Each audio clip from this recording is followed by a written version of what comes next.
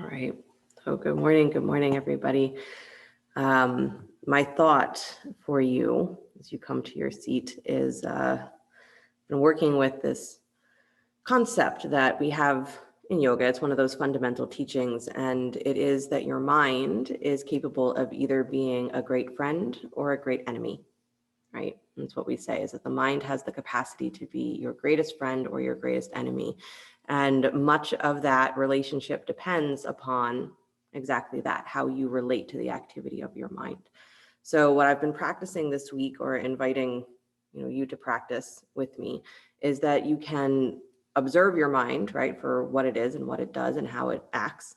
And the fact that you can observe your mind, right, yoga says this means that we are not the mind, right? Your ability to observe it means that you are not fundamentally connected to it, right? You exist outside of it. So knowing that, you are able to then have a relationship with your mind that is either where you embrace it or where you push it away, right? Or something that's somewhere in between of that. So the practice is to be able to see your mind for what it is, what it's doing.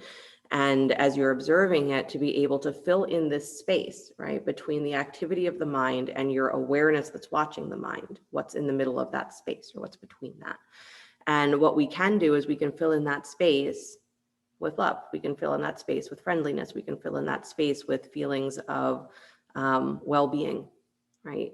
And into that space, right, we start to make this relationship that we have with our mind one that you would have with a friend as opposed to an enemy, where you're not looking at your mind as the reason for your troubles or the reason for your challenges, but that you're seeing the mind as the potential for, right, the mechanism by which you overcome those struggles, right? Because it's all one and the same, right? The mind is the problem and the mind is the solution.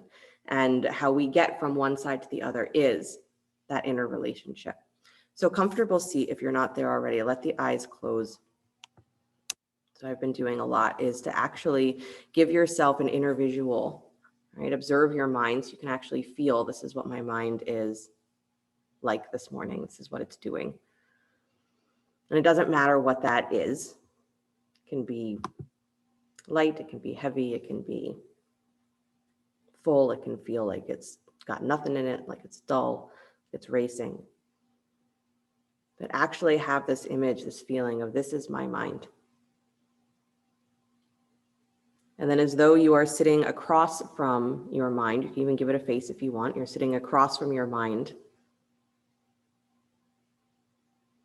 looking at it face to face.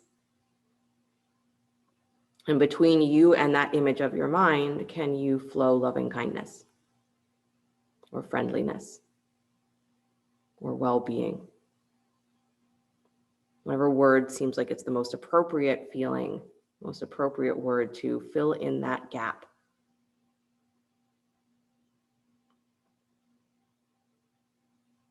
And it's just a steady stream of, again, there's no expectation when we do a loving kindness practice. There's no expectation that anything's going to happen.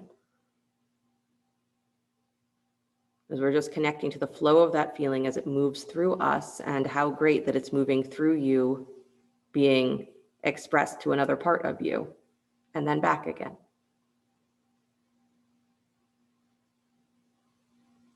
But to be able to fill in that space between what is the mind and your awareness of the mind with love.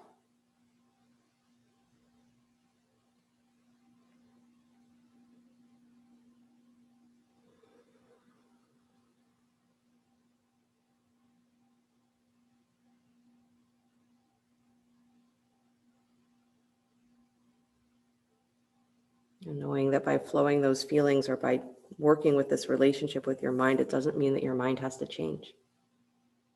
It's where we get frustrated. We think if I could just change my mind, then I'd be happy with it. Your mind is your mind. It is wired to work in a certain manner, certain capacity. So parts of the way that it operates may never change.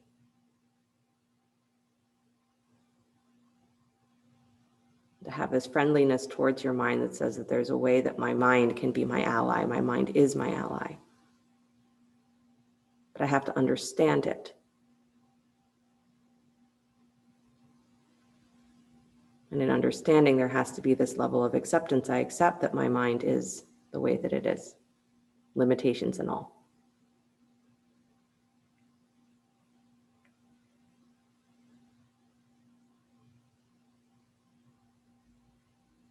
So it becomes a practice of self-acceptance.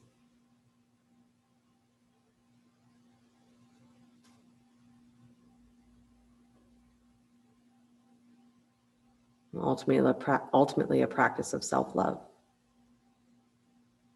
I am not this body, I am not this mind.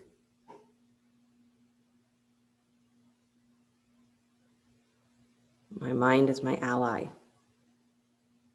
my friend.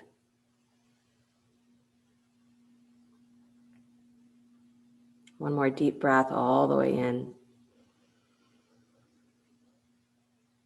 And then exhaling all the way out, bringing the hands together in front of the heart center, palm to palm, rub your palms just a little bit so you wake up some of that prana. Wake up, wake up, wake up. And then steady the hands to the heart center, pressing into the fingertips and then drawing the elbows just a little wider, lifting through the chest. And we'll open with the sound of Om. Deep breath in.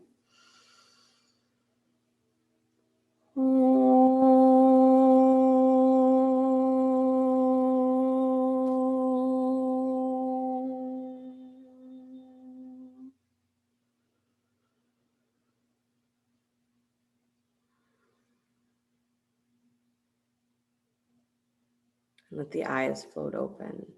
Nice, you guys. You can release your hands, please. And then bring the hands to the knees or the thighs and just start with a little seated cat and cow. Inhaling, lifting the chest forward and up. Exhaling, curling and rounding, dropping the chin towards the chest. And inhaling, lifting and lengthening. And exhaling, dropping in again. Good.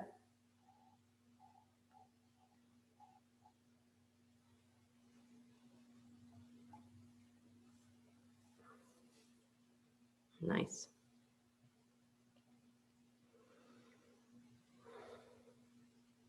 It is funny that we set out typically to, diagnose the mind or categorize the mind. It's a lot of what our mental health kind of boils down to, or what we think it boils down to anyway. So if I can just diagnose what's wrong with my mind, then I can understand what my problem is. But then what often happens is we get stuck there because we're like, well, great, now I know everything that's wrong with my mind. And I'm going to hang on to this thought that there's something wrong with my mind forever because my mind keeps doing the thing that it's doing. I must be broken somehow. So bridging that gap between the mind that is running the way that it is based off of experience, either this lifetime or others, yogic thought, and your awareness of, watching my mind do what it's doing, and I'm not sure why it's doing that. Bridging that gap is where we find that real unifying energy that we call yoga, is that I'm not my body, I'm not my mind. But when they are running in real alignment with that higher awareness, and there's no separation, there's just that experience of togetherness, there's just that experience of love, and the mind is helping you experience the world, not getting in the way of you experiencing yourself. Good. Come back to stillness, please. Stretch the arms up to the sky. Nice. Interlace the fingers, press the heels of the hands up towards the ceiling. Just really pull in and up through the ribs. Pull up through the lowest place of your belly. Good. And then reach the arms out and down. Nice. And then roll yourself forward to hands and knees.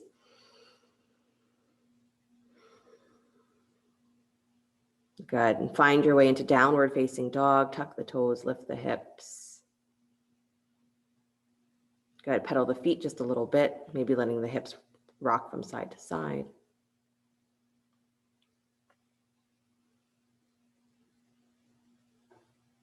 Good. And then steady your heels towards the floor. Squeeze your hands and feet towards each other. So you have this sensation of drawing everything up towards the top of your pelvis. So everything's squeezing in and up. Good. Navel in, below the navel in. Good. One more breath. Squeeze. Good. Then exhale again. Soften that squeeze, dropping through the heels, dropping into your hands. And then walk your feet forward towards your hands. So you come to a standing forward fold. Good. Grab a block if you have one. Place the block between the upper thighs. Good. And then bend your knees, dropping your belly more towards your thighs. Good. So hugging that block, but dropping into not quite a full chair pose, but somewhere close. So dropping your seat. Good. Rounding your back. Fingers can rest on the floor. Good. Hug that block. Nice. And then start to straighten the legs again, keeping your belly drawn in, but press your hips towards the sky. Press down through your heels. Keep hugging that block. Good. And then again, bend your knees, dropping down almost towards that chair pose, butt back, but fingers stay on the floor. Good. Rounding into your back as much as you'd like. Keep the chin dropped. Good. And then keep that roundness. Start to stretch the legs to straight. Again, pressing up through your sit bones, pressing down through your heels. Good. And one more time, bending the knees as deeply as you'd like to go, dropping down, squeezing the block, hugging the block. Good. Rounding into your belly, rounding into your back. And then take your hips back up towards the sky. Good. Pressing down through your heels. Beautiful. And then bend the knees one more time, full chair pose this time. So letting the hips move back in space. Take the arms up alongside your ears. Good. Hugging that block and lifting the space of your belly up off of your thighs. So again, like your hip points are lifting a little higher. Good. And then start to come all the way up to stand, still hugging that block between the thighs. Come up on your tippy toes, please, hugging the block between the thighs. Good. Don't push the thighs forward though, right? So as you come up, there's that feeling of drawing the low belly again, in and up, hollow. Good. And then drop the heels back to the floor, still hugging the block, bend your knees back to chair. Good. Again, butt moves back, knees are not going forward. And then scoop that belly up off of your thighs again. That's it. Nice, Virginia. And then come all the way up to stand again, hugging the block. Again, don't let the knees lock here. And then come all the way up onto your tippy toes. Good. Pulling up through the tops of your thighs and hollowing in through the front of your belly. Nice, Marjorie. Good, you guys. Good, Andy. And then release the heels to the floor. One more time. Bend your knees, drop back into chair. Again, butt moves back. Let your butt move back. There you go.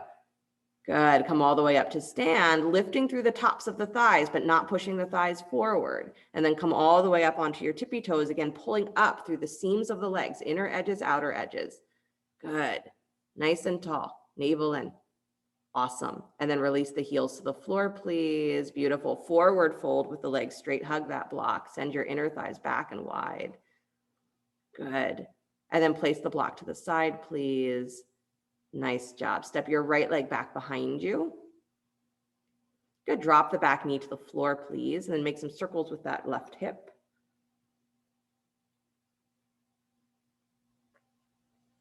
Good. Yep, circling the front hip. I was reminded recently of a class I taught a number of years ago. Maybe some of you remember it, when I was into occasionally using a block throughout the entire class. And I would tell you to name your block, right? That you had to have a name for your block that was your focal point, and you were using it in every single pose. I was reminded of it by someone who said that they remembered that when they took the class, I said, you're going to name your block. And in their head, they immediately named it like Steve or something like that. And then a minute later, I said, and not something like, Fred or whatever, is that you're naming your block a concept, not a personal name. And I feel like this is what we need with the mind as well, right? Is to have a personification for our mind, but not one that creates a feeling of separateness, right? That somehow your mind is doing something completely different than what your general sense of spiritual self needs to happen. Come back to stillness, please. Good. Keeping the fingertips on the floor inside the front foot, let your hips go forward. So let yourself go deeper into the lunge with fingertips on the floor. So you don't have to worry so much about stretching up through the back. You can walk your hands forward a little bit more if you need to. Good. But let your hips move forward. So you're letting that knee maybe go forward of the ankle, but press down through the heel. So you're really working that kind of openness of the front hip. Good. And then press into the back knee just a little bit and feel your butt lift up. So you soften through that back thigh crease, but you keep your hips moving forward a lot. Good. Maybe you round into your low rib cage a little bit. Again, the idea is to get low into that Anjaneyasana lunge. Good.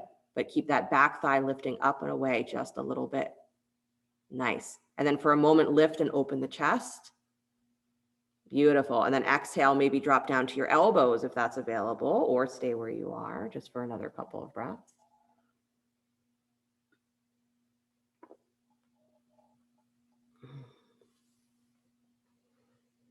I think my point is, when you personify your mind is try not to belittle it, right? Don't make it less than it is. Good. And the idea with the block, of course, was that, you were interacting with it through the entire class. So there was never a moment where if you wanted to throw it away that I was going to let you, right? You had to use your block in every class, in every pose. And this is your mind, right? You can't get rid of it no matter how much you want to. No matter how much you meditate, you're not going to get rid of your mind. So we create that sense of friendliness towards this part of ourselves that is constant, but misunderstood. Walk yourself all the way back up, please. Good. Lift the back knee. Step your right foot forward just a little bit. Take both legs to straight. Parsvottanasana. Use blocks underneath the hands if you'd like. Good. Let the back round maybe a little bit more. So you're really pushing into your feet and you're lifting up through the back of your sacrum. So it's really the legs that are very engaged and the upper body is just sort of hanging. Good.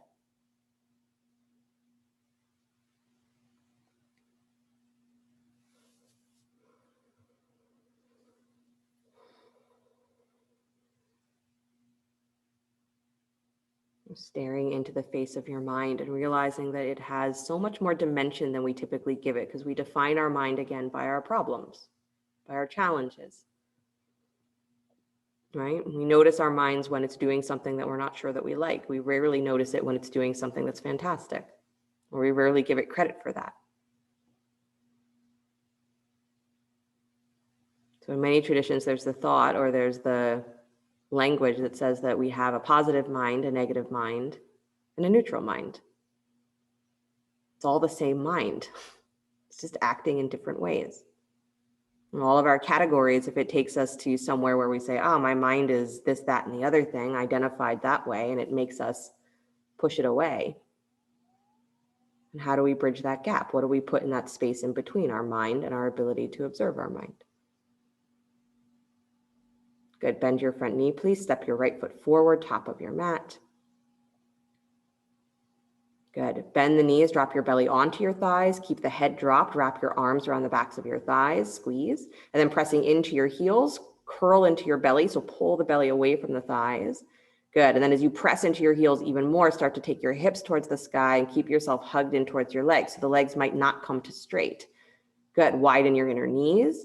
And again, you want to feel a little bit more of that feeling of really lengthening through the backs of the legs and wrapping around the pelvis into the lower back, but low navel engaged. Nice. And then release the hands down to the floor, please. Lift and lengthen your spine, so fingers either onto the front of your shins or blocks, so that you can really take your shoulders up a little higher, lengthen. Again, top of the rib cage or lower rib cage, draws in. Good. And then bow again, keeping that hollowness through your belly, through your ribs. Nice. And then step your left leg back behind you, lunge. Good. Drop the back knee to the floor, please. Make circles with that right hip.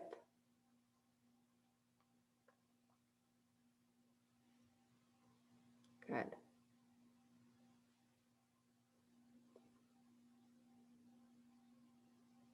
Nice, you guys. It's a little game you can play with yourself, right? If you catch your mind acting in a certain way, can you maybe identify like, okay, this is my mind being positive or negative or neutral? And then assume, because it is one of those categories, that it has the capacity to be all the other categories as well. So in any moment, can you find where your positive mind is or where your neutral mind is? And sometimes that's just the practice, is trying to get to a neutral mind. Good. Come back to stillness, please. Again, letting the hands come inside the front foot. Good. Let your hip move forward. So again, you're getting deeper into that Anjaneyasana lunge. So you're letting your pelvis move forward. You're letting your front knee maybe move forward a little bit more. Good. Letting yourself really go low, but then pressing into your back knee just a little bit so that your back thigh is not collapsing to the floor. There's a little lift in that left thigh crease. Good. Nice, you guys. And again, hanging there for a moment or two so that you really let there be sensation. You really let there be the opportunity for something to shift, let go. Good. And maybe notice if your mind tends to react in a positive way, a negative way. or a neutral way.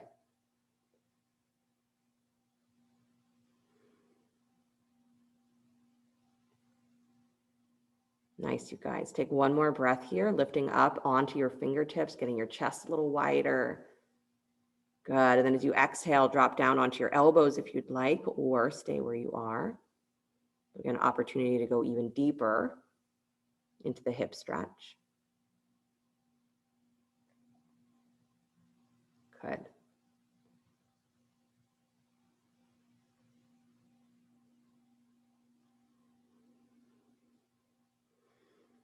But your mind is the way that you know that infinite self. So there's kind of no solution to, the challenge of yoga or the goal of yoga, is your mind has to come with you. And if you want that experience, is your mind has to be capable of doing that. And you have to be willing to see it through your mind. And that's part of our challenge, is we can't see the brilliance of who we are through our minds because we don't understand our minds. We assume that they're the problem. Take one more breath. Let go of your problems, and then walk yourself all the way back up. Good. Tuck their back toes, lift your back knee, and then step that foot forward just a little bit. Take both legs to straight, Parsvottanasana. Again, using blocks underneath the hands if you'd like. Good. And really focusing on the pressing into the feet and the pulling up through the hips, pulling the pelvis up and back. So it's not so much trying to straighten the legs as it is trying to lift through the lowest part of your pelvis, or lengthening through your lower back. Good. And then the upper back will do whatever it does. So let that hang a little bit.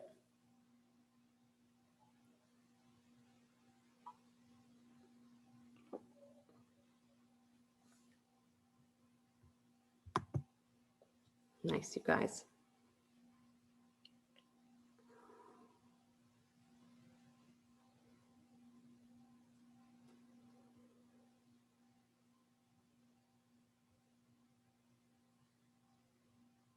Good. In the same way we're asked to be friends with our mind as being friends with the body, of course, is a big part of asana. You're paying attention to your reactions, your feelings about this pose or that pose, or how you're performing it, what your body's able to do and not do. And remember, the goal of yoga is unity. It's for there to be no separation between this concept of yourself as a body, as a mind, as a soul.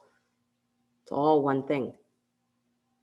So what fills in that space between those definitions, those categories? That's the question.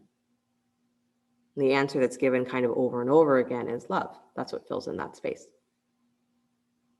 So to really know that unified self, is that's what we practice, is you fill in the spaces of your own awareness, your own separation with love, loving kindness, healing, togetherness, whatever the word is. Good. Bend that front knee again, step your left foot forward alongside the right, top of your mat. Good. Standing forward, fold, Uttanasana. Nice. And then take your hands to your hips, come all the way up to stand. Good. And bring your right knee up and towards your chest. Squeeze. Good. The knee comes up as you squeeze, send the top of your left thigh up and back. So again, you're really pressing through the length of that left leg. There you go. And then bring that right knee wide for tree pose, bringing the foot to the inside of the left leg. Good, wherever it's going to rest. Nice. And then arms to the sky when you've got it. Good. And that same sort of feeling of really drawing everything in towards that center line. So the foot and the leg are pressing against each other, nice and connected. And you're drawing that line straight up the center. So the inner edge of your standing leg all the way up through the center of the body, all the way up through the chest, through the crown of the head, through the arms. Reach, reach, reach, reach, reach, reach, reach, reach, reach. Good. And then spin that right knee forward again, please. Yeah. And then step it down to the floor, bend your knees, drop into chair. Good. Take your hands back behind you, interlace your fingers at the low spine in chair. Good. Shrugging the shoulders up towards your ears. Nice. Hug the upper arms and keeping the elbows bent, right? Draw your low rib cage in and really challenge your lower spine here. So round almost into your back rib cage and send your butt back. Good. Nice, nice, nice. Now drop the head, start to straighten the legs. Let the arms go to straight any amount. So standing forward fold, stretching the arms up and over. Good. And then releasing the hands down to the floor, please. Inhale, lift up and lengthen. Fingertips to the front of your shins or blocks. Good. So again, you feel that lift and don't lock the knees here. So as you lift up, you've got to lift through the tops of your thighs again. Good. And then exhale, bow forward like you're lifting your hips to the sky as you drop your head. Good. And then hands to your hips, come all the way back up to stand.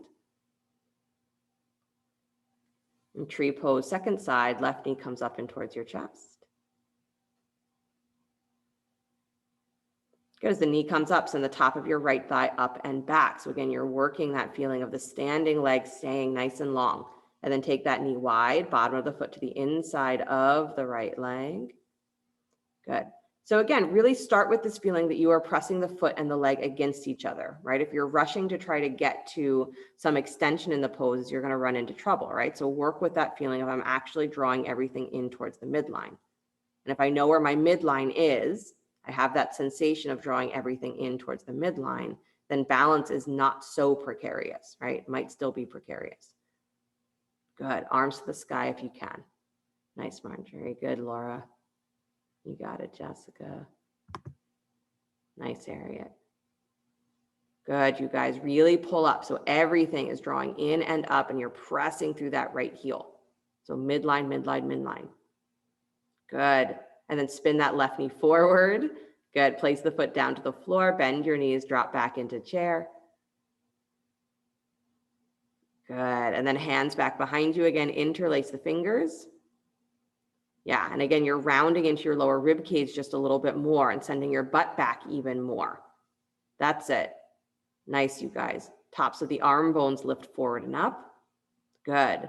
And then start to straighten the legs. Take your hips to the sky. Straighten the arms as you drop your head into a forward fold, reaching the arms any amount overhead if you choose.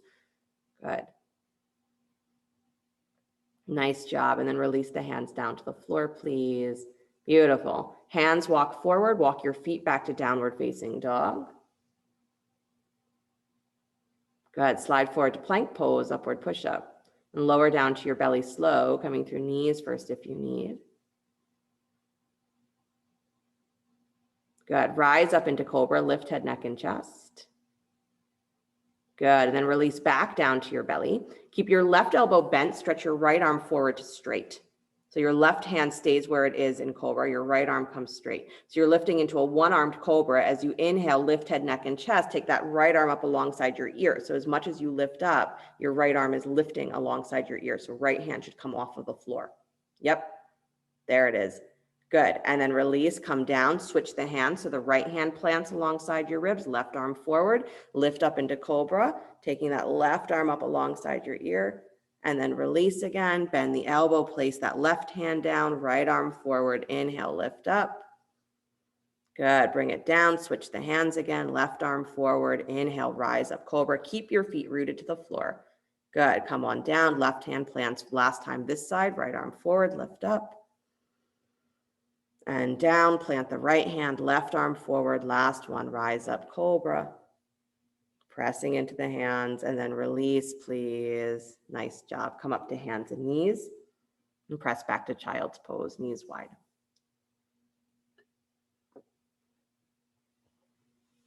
Good. Walk your torso to the right so your belly comes over the right thigh.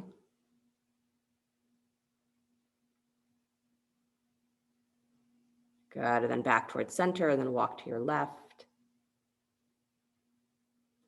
All the way over. So lift and shift the ribs, lift and shift the low belly.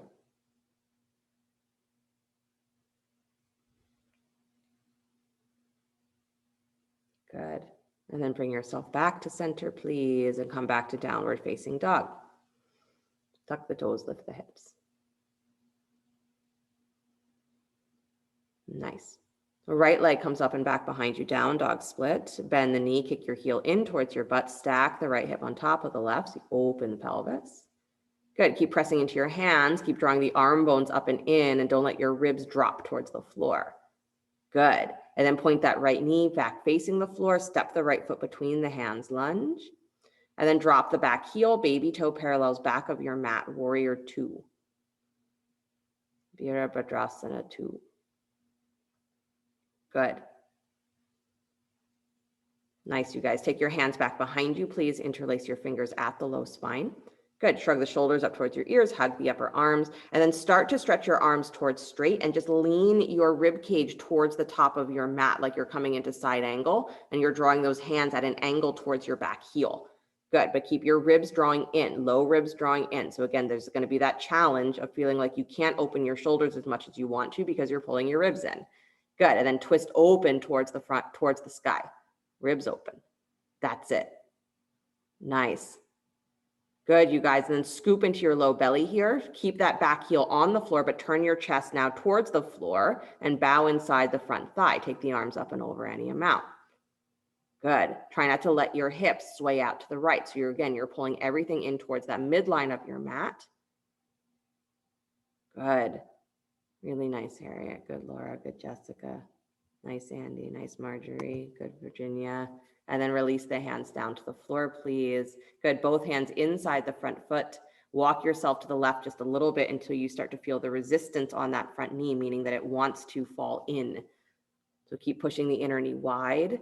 Keep drawing your right butt cheek in towards the midline. Again, don't let it go behind your ankles. Good. Deep breath in. And then as you exhale, bend your elbows, drop just a little bit deeper. Shoulders go lower. Good. And then walk back towards the top of your mat, please. Spin your back heel up. Drop that back knee.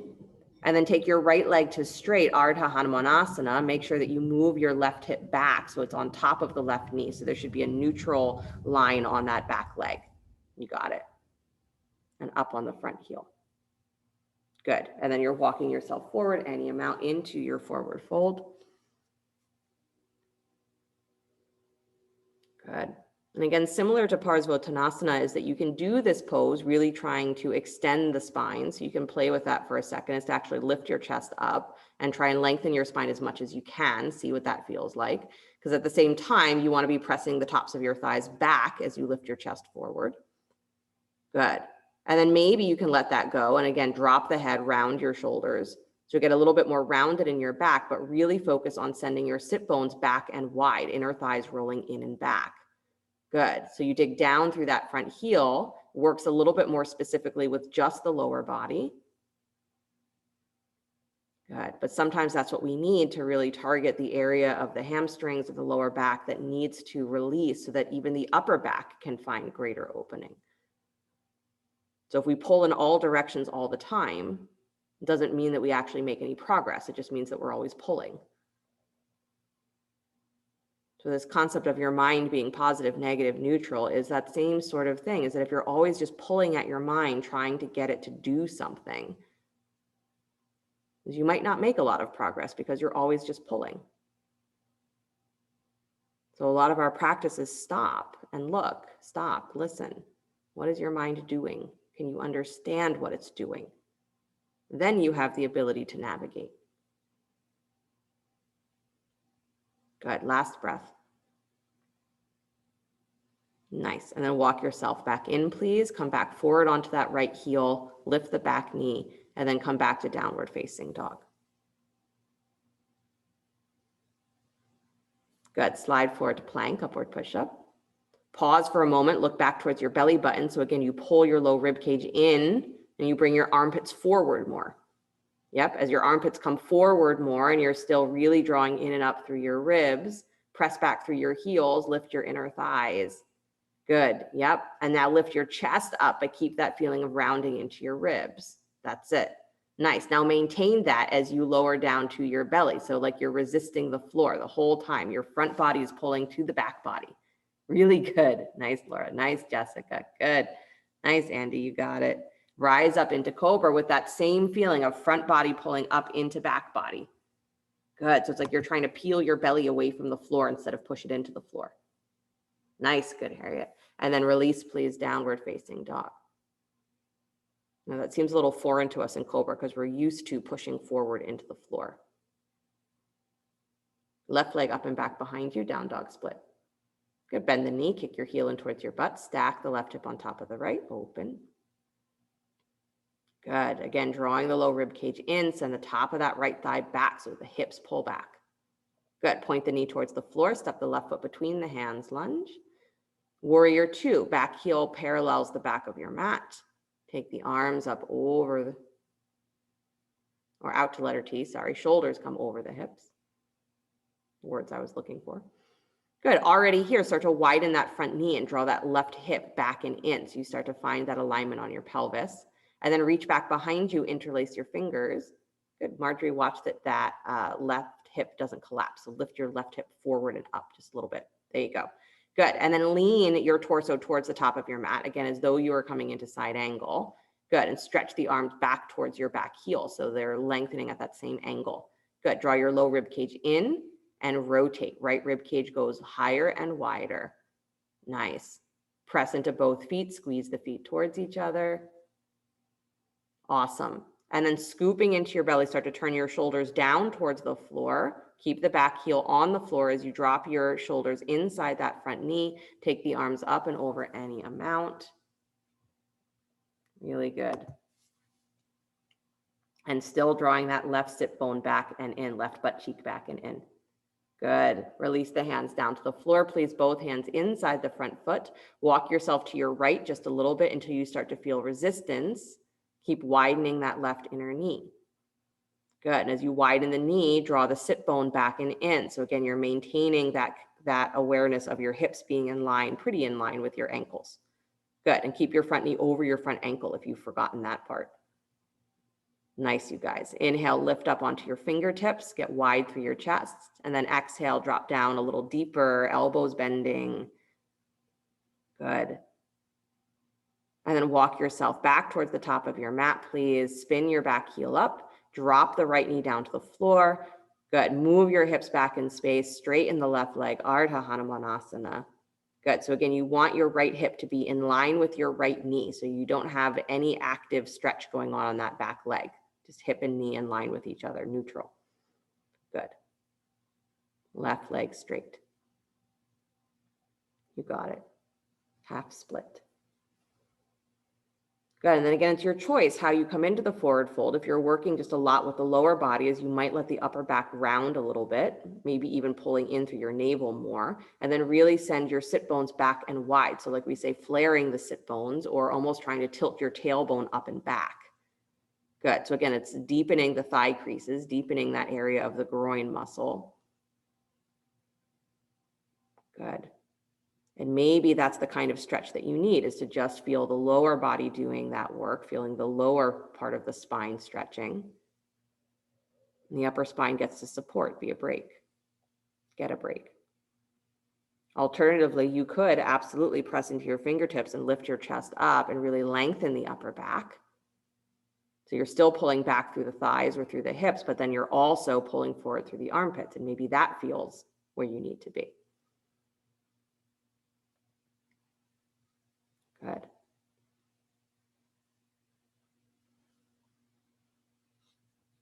Nice. It is our mind that helps us to understand our needs versus our desires, our cravings versus our dreams, our reactions versus our real wish for how we want to be. And the mind's not manufacturing these things out of nothing. It's doing it from experience. So start to understand what the mind is doing, why it's doing it, where it's coming from. And then you have the power to adjust it.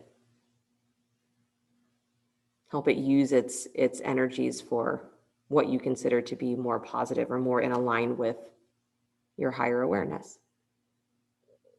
And that's all we're intended to do with yoga, is realize that your mind is already integral, fundamental to you.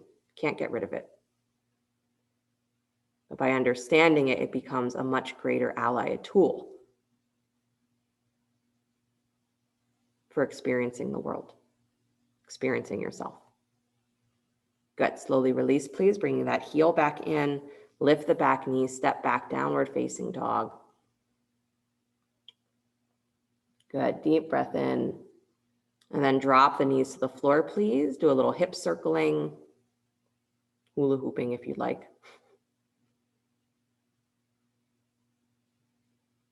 Good. And then move your hips the other way.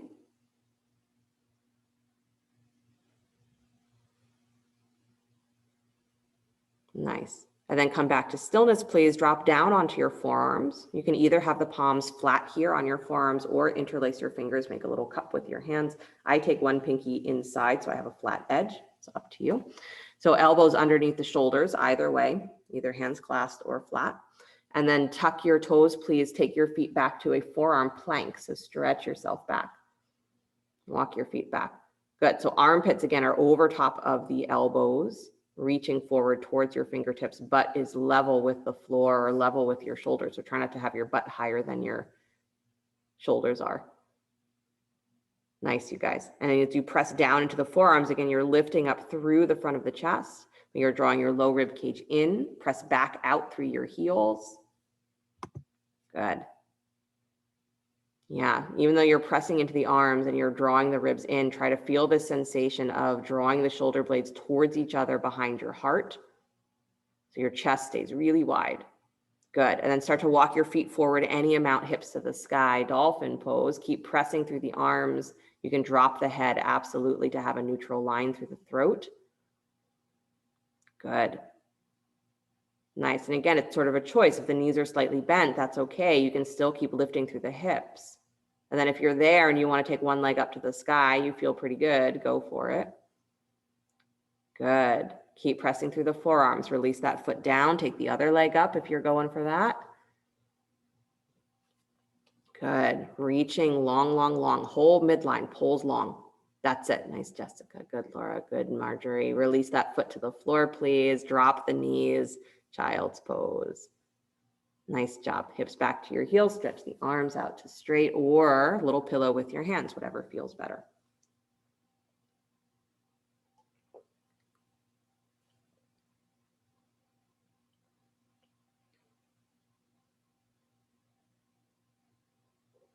Good.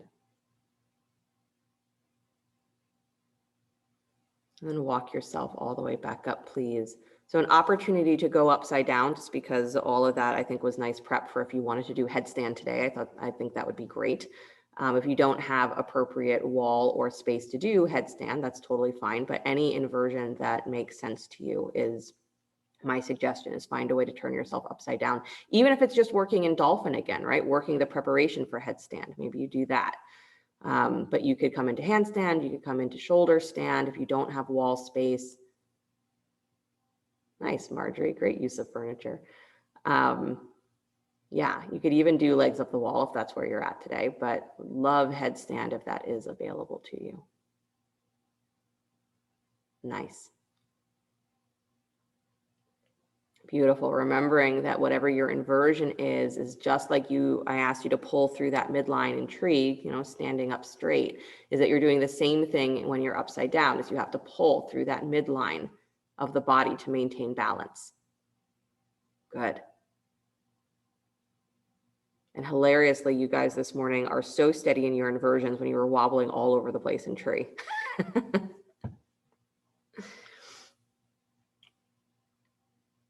And we say, what do inversions do besides kind of switching the nervous system or moving blood flow and all of that sort of stuff, working against gravity? That it begins to help calm and focus the mind. Not only because there's a lot of blood that's rushing to the head, but also because to be upside down requires you to be focused in a way that you don't do when you're standing up normally.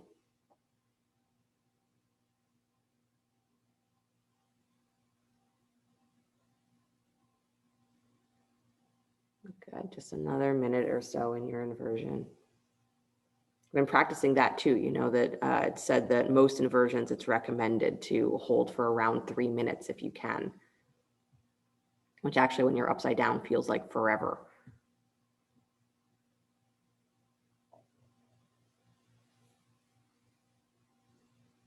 But if physically your endurance is there for you to do it, it's a very interesting thing to set a timer for yourself and just let yourself really stay there without counting the seconds. Be in that state of focus without counting the seconds, without expecting something to happen.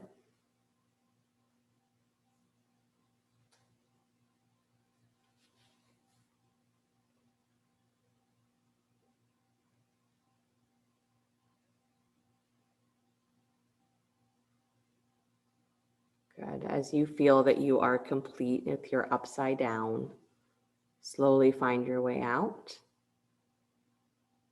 Good. If you were in headstand or handstand, you want to do a little child's pose, or even sitting in Virasana for a moment, you can do that.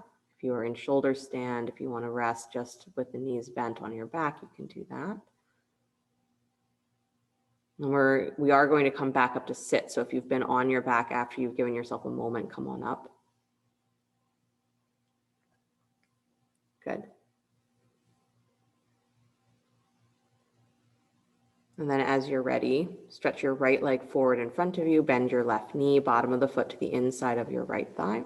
Inhale the arms up to the sky, Janu Shirshasana, a little twist to the right, and bow over the extended leg.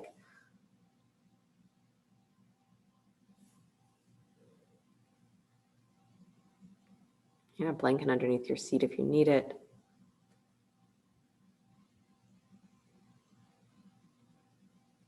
You've been playing with a lot of people working with hamstring stuff, saying, if you consciously bend the knee in a pose like this, you consciously bend that extended knee and really work with that, reaching back through the lower part of your spine, is that sometimes that's the more effective hamstring stretch, because you're working the hamstring attachment around the back instead of pulling at the back of the knee. And it might be a little while that's the way that you do hamstring stretching until the back opens up enough that you are able to keep the leg straight and still find the same mobility.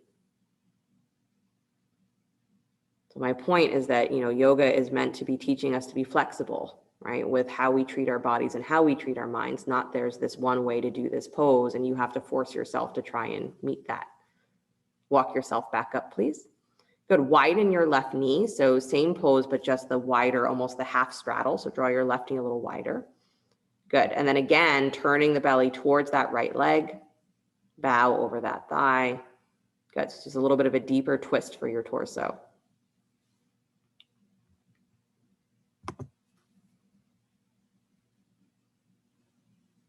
And I think that this is what is meant by being friends with your mind.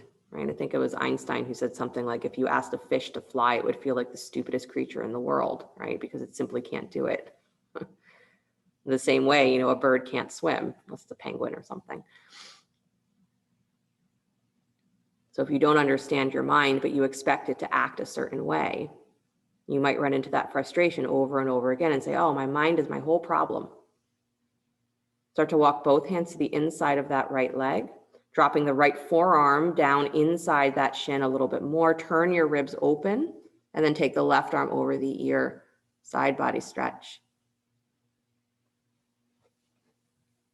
Good.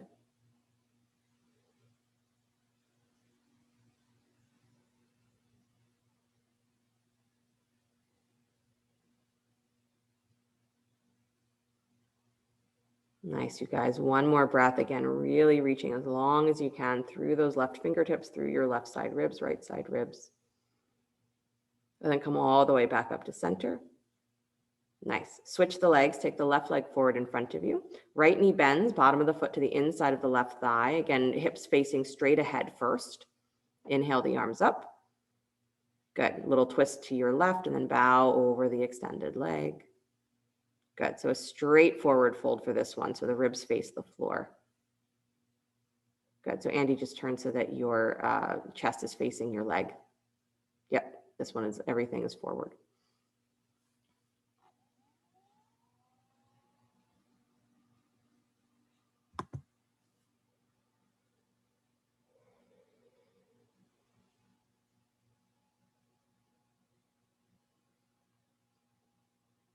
There is no one way that your mind should be. It's finding where there is alignment between your body, your mind, and that awareness that we feel is beyond that.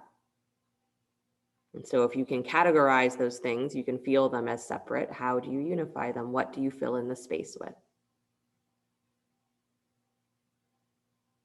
And it's said that when we have the realization that everything is all just one, as we realize what's always filling in that space between things is love, connection, interconnection. Your mind is the way that you experience that, the same way your mind is how you experience separateness. Walk both hands to the inside of that left leg, please, dropping the left forearm towards the floor any amount. Turn your ribs open to the right. Oh, sorry. Yeah, you got to move that thigh first. Yeah, come on up. Sorry about that. Move your right knee wider. Open the pelvis. And then twist again, turning towards that left leg. So before you come into the side stretch again, just turn the chest towards that left leg again so you get that deeper twist in your trunk. Can't believe you didn't already do that. Good. And then start to move into the side stretch, bringing that left forearm inside the left leg. Turn the ribs open. Take the right arm over your ear. Good. And again, if having the arm over the ear feels like it's a little bit too much, you can always take that hand to your side ribs or your outer hip. Yeah. Nice. You get to work a little bit more from the trunk instead of worrying about the weight of the arm pulling on the shoulder. Chest open. Long throat. Nice, Virginia. Good, everybody. Nice. One more breath. Keep that left heel rooted to the floor. And then bring yourself all the way back up to center. Nice job. Stretch both legs straight forward in front of you. Good. Inhale the arms up to the sky. Good. Digging down through the heels, again, active feet, and then bow forward. As you bow forward, press your sit bones back and wide. Good. And that might come along with this feeling of digging down into your heels and maybe softening the backs of your knees so that you really are working just from the lower part of the pelvis or lower part of the body. Good. And then in your forward fold, go ahead and let your back round completely. So dropping the head, curling into the shoulders. Good. And then from your navel, start to pull back, pull back, pull back, pull back. Come all the way up to sit again, but drawing the navel in and up as you stretch the arms up to the sky. Good. And then round like you're coming over a beach ball. Come forward again, but round. And as you round, you press back through your sit bones, keep your navel engaged, then lean forward into your forward fold, keeping as rounded as you can. And then at the last moment, you go ahead and let those arms soften into the shoulders, lift your chest up. Good. So you're not pressing your ribs forward, you're keeping your belly engaged, but now you're lengthening side ribs. Nice. Right? How you come into your mind to come out of your mind is just as important as how you come in and out of a pose. Walk yourself all the way back up. Good. Scoot yourself forward, find your way onto your backs.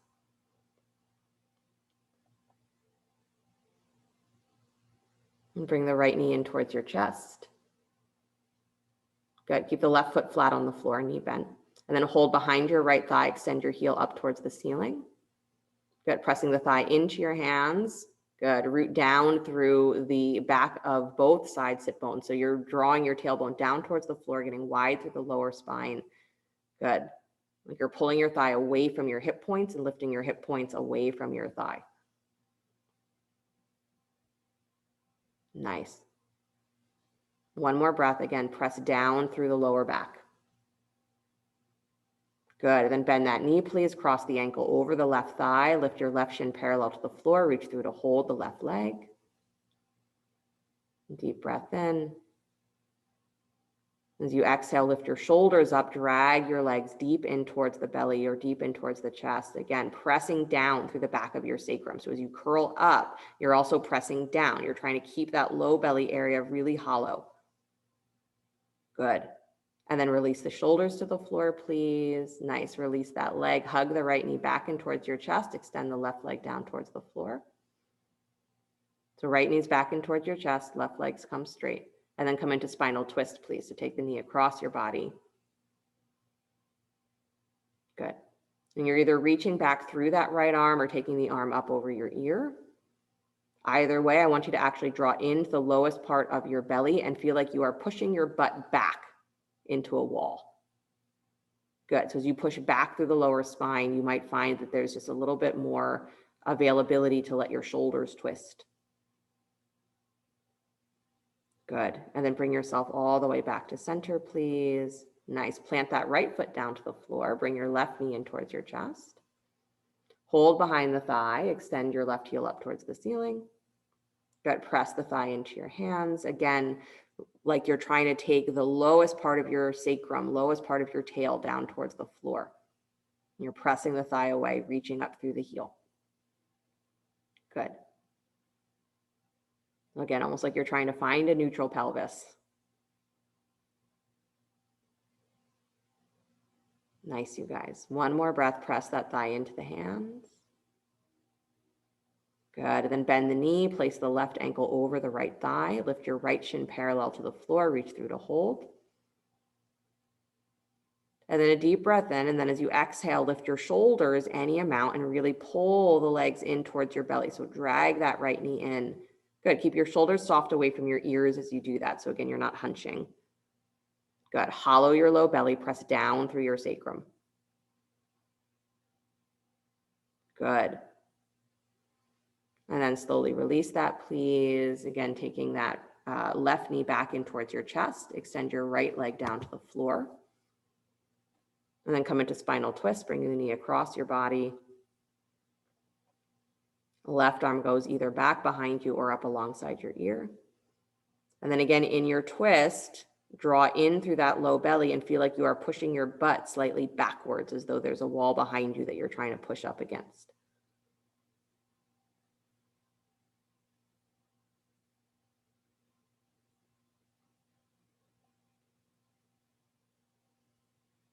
Nice. And then come back to center, please. Squeezing that left knee in. Bring the right knee in as well, so both knees hug. Bring your forehead up to meet your knees. Squeeze, squeeze, squeeze, squeeze. And then release back down, bringing either of the bottoms of the feet together into Baddha Konasana if you'd like to start your Shavasana there, or you can stretch the legs out to straight.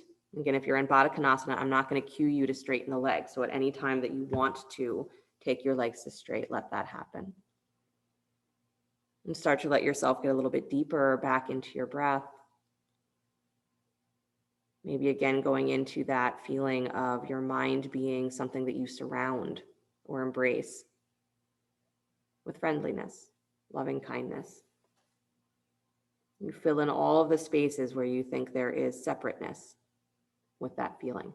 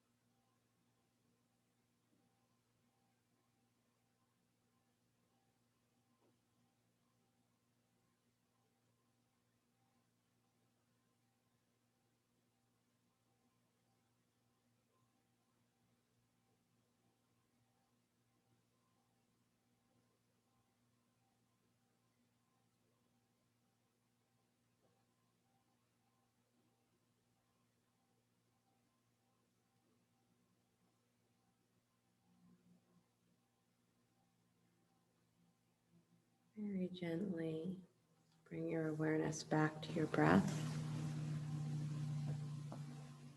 allowing the body to begin to stretch and move in whatever ways serve it well. And as you're ready, draw your knees in towards your chest, roll to your right side. And take a moment there before you begin to push the floor away. Come back to an upright seated position.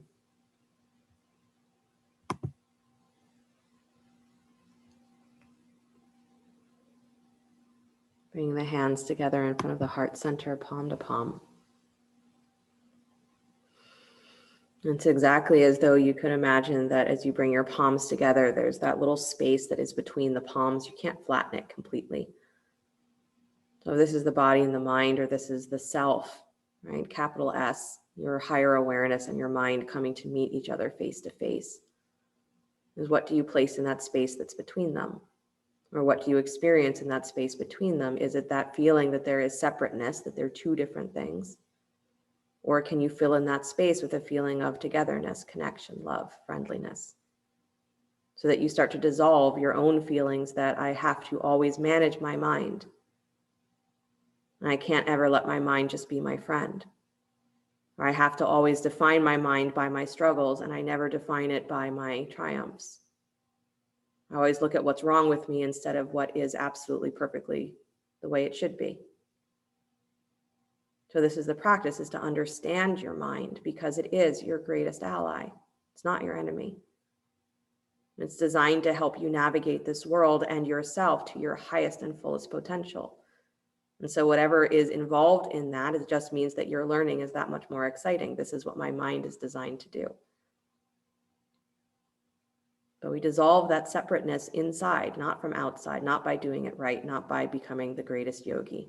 So we dissolve it by simply wanting to be together with what we have. So you practice that. Fill in your spaces with friendliness. Fill in your spaces with love until there is no separation. There's just that. We call that yoga.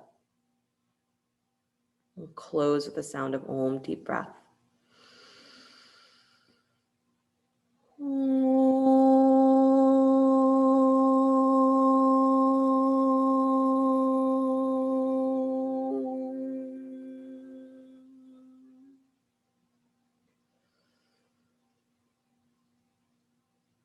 Sliding the thumbs up to the space between the eyebrows. Namaste.